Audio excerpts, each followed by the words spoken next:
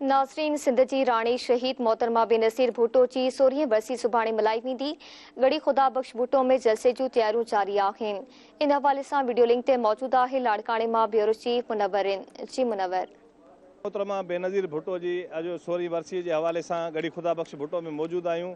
मां गढ़ी खुदा बख़्श भुट्टो में इन वक्त स्टेज ते मौजूद आहियां ऐं कैमरामैन के चवंदुमि त हीअ सिक्योरिटी के हवाले से स्टेज जूं जेके तयारियूं आहिनि कयूं पियूं वञनि। सुभाणे जेके 27 डिसंबर आहे उन जे हवाले सां हीअ स्टेज जिते मौजूद आहियां। हिन स्टेज ते सुभाणे 27 डिसंबर ते पाकिस्तान पीपल्स पार्टी जो चेयरमैन बिलावल भुट्टो ज़रदारी, को चेयरमैन आसिफ अली ज़रदारी ऐं ॿिया जेके अॻवान आहिनि उहे ख़िताब कंदा।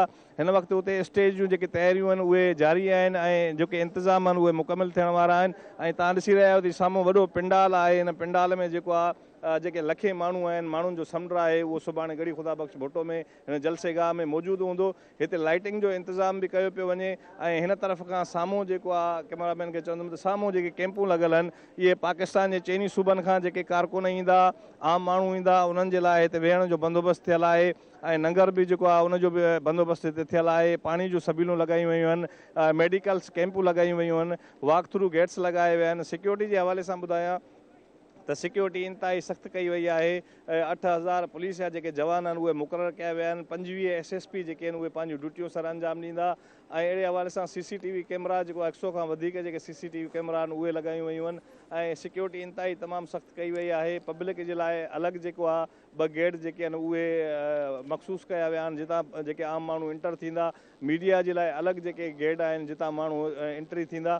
त सुभाणे जेको आहे मुख्य तक़रीब जेकी आहे गढ़ी खुदा बख़्श भुट्टो में उहा थींदी ऐं उनखे जेको पार्टी जा क़ाइदीन आहिनि उहे ख़िताब कंदा ऐं सुभाणे जेको जलसो थींदो इन में मुल्क में थींदड़ आम चूंडनि जे हवाले सां पाकिस्तान पीपल्स पार्टी जो चेयरमैन बिलावल भुट्टो ज़रदारी जेको आहे जेके इलेक्शन आहे उनजो बाज़ाब्ता तौरु चूंड मुहिम जो जेको आहे सुभाणे ऐलान बि कंदो ऐं अहम जेको आहे कारकुननि खे ख़िताब बि कंदो। त हिन वक़्तु गढ़ी खुदा बख़्श भुट्टो में वर्सी जा जेके इंतज़ाम आहिनि उहे मुकमिल कया विया आहिनि। सिक्योरिटी हाणे खां ई जेको मुक़ररु कई वई आहे ऐं जेके तयारियूं आहिनि उहे मुकमिल कयूं वयूं आहिनि। जी।